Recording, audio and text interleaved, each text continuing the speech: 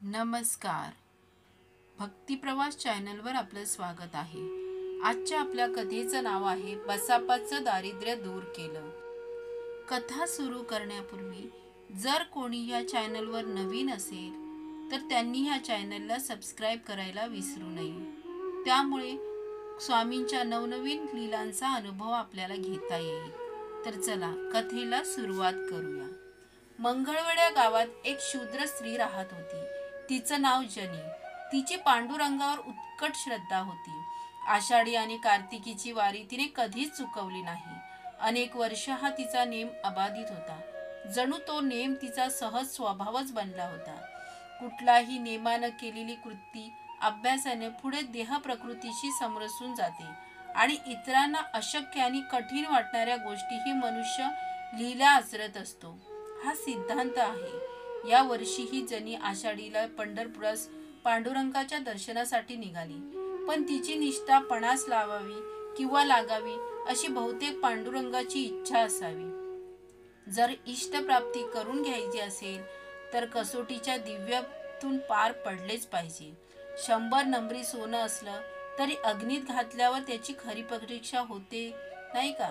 वेळ आली होती. त्या काळी पंढरपूरला जाणं आमच्यासारखं सोपं नव्हतं.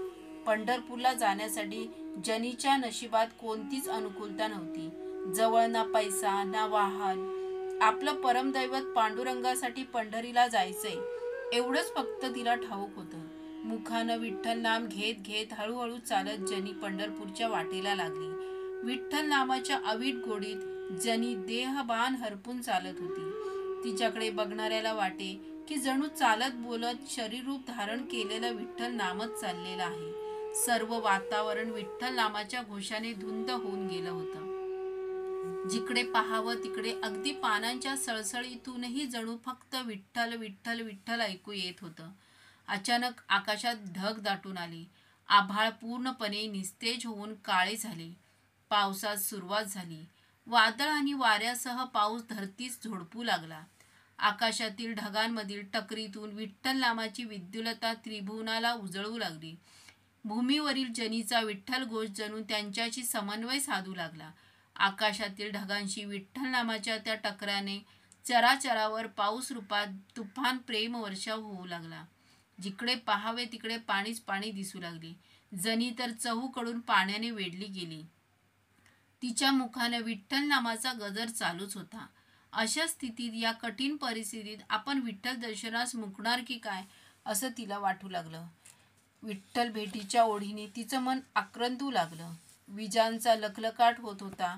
लख्ख विजा चमकत तिला लांबवर एका मोठ्या वृक्षाखाली मनुष्याकृती बसलेली दिसली. जनी धुव्वाधार पावसात विजांच्या लखलखटात अंदाजानं त्या वृक्षाच्या दिशेने चालू लागली. जवळ जाताच तिने योगीराजांना ओळखलं.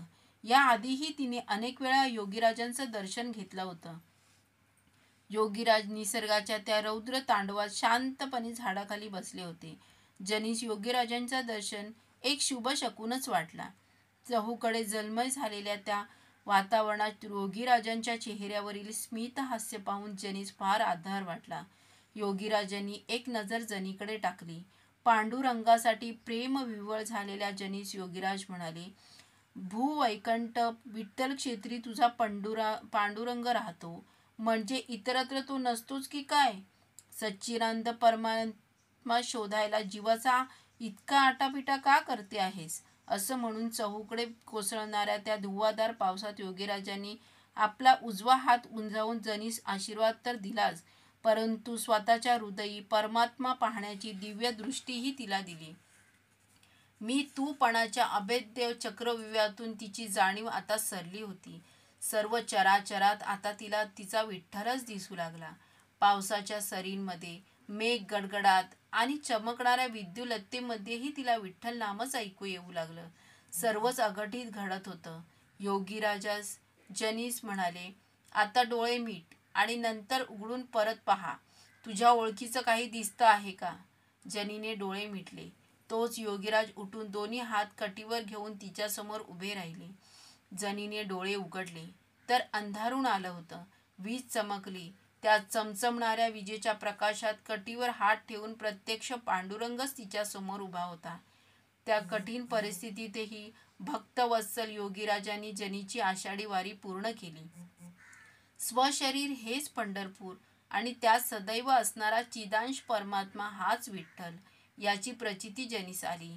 ज्याच्या दर्शनासाठी जन्मावर जन्म वाट पाहावी लागते त्या निर्गुण ब्रह्माचा साक्षात्कार जनीला योगीराज कृपेने एका क्षणात झाला. मनातला आषाढी कार्तिकीला पंढरपूरला जाण्याचा तिचा हव्यास क्षणार्धात गळून पडला. योगीराजांच्या कृपेने जनीला जीवनमुक्त स्थिती प्राप्त होऊन ती विदेहावस्थेपर्यंत गेली आणि कृतार्थ झाली. एका अरण्यात दारिद्र्याने पीडित बसाप्पा नावाचा एक तेली हिंडत असे. अरण्यात फिरताना अनेक वेळा तो योगीराजांना पाहत असे. एके दिवशी अरण्यात फिरताना त्याने एक विस्मयजनक प्रकार पाहिला. आज योगीराज जंगलातील तीक्ष्ण निवडुंगाच्या काट्यांवर सुखसीन पहुडावे तसे निजले होते. त्याच्या डोळ्यावर विश्वास बसला नाही.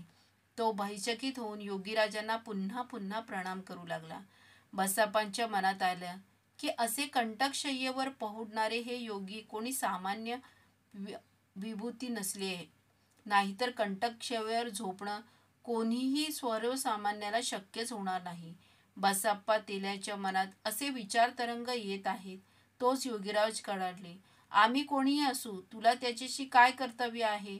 आता तर बसाप्पा अजूनच थक्क झाला. त्याची योगीराजांवर तत्क्षणी श्रद्धा बसली. रोज अरण्यात येऊन योगीराजांचं दर्शन घेण्याचा त्याचा नित्यनेम सुरू झाला.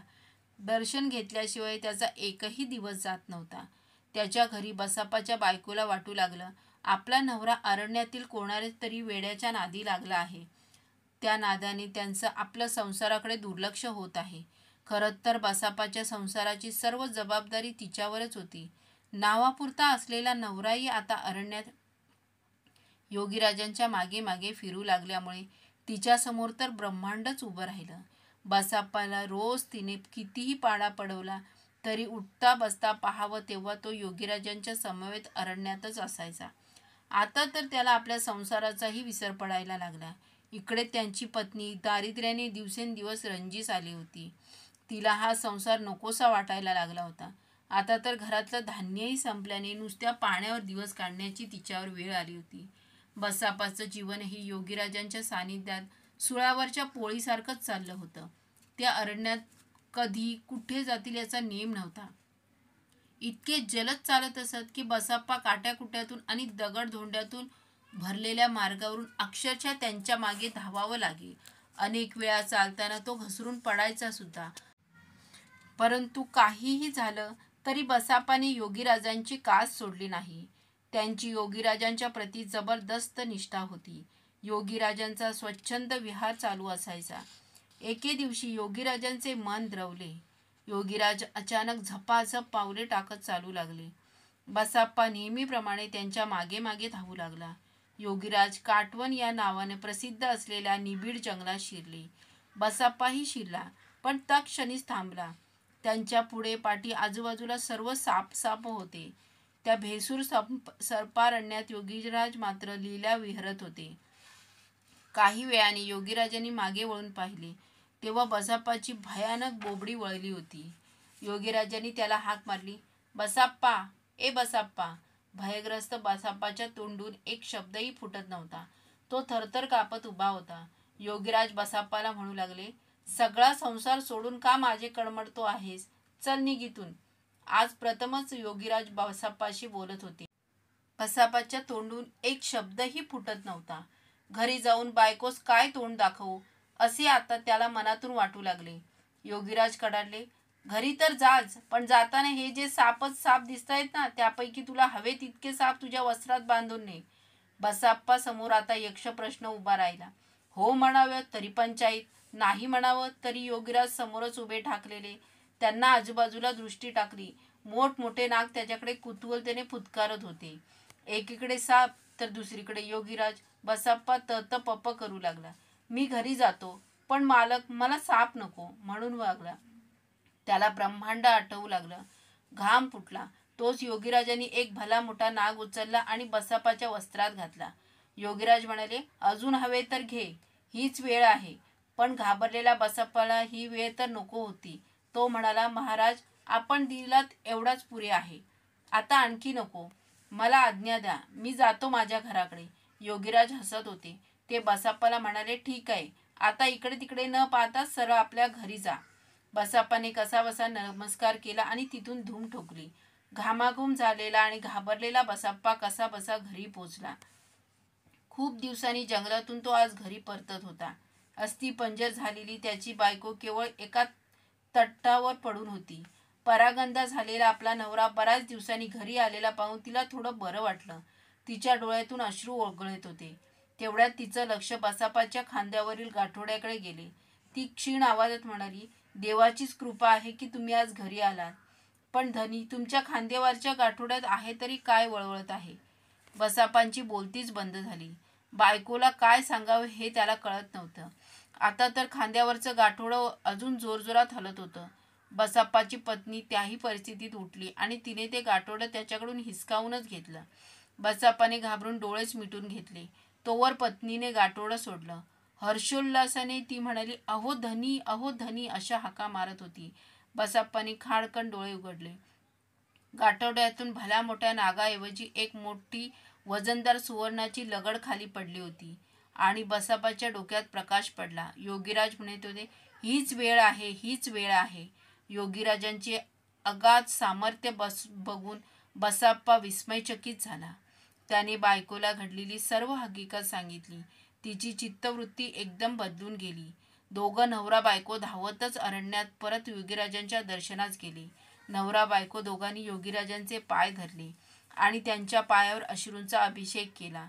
चमचमणाऱ्या विजेतचनीला पांडुरंग दिसला. सर्पाचे सोने बनले पाहून बसाप्पा धन्य झाला. श्री स्वामी समर्थ.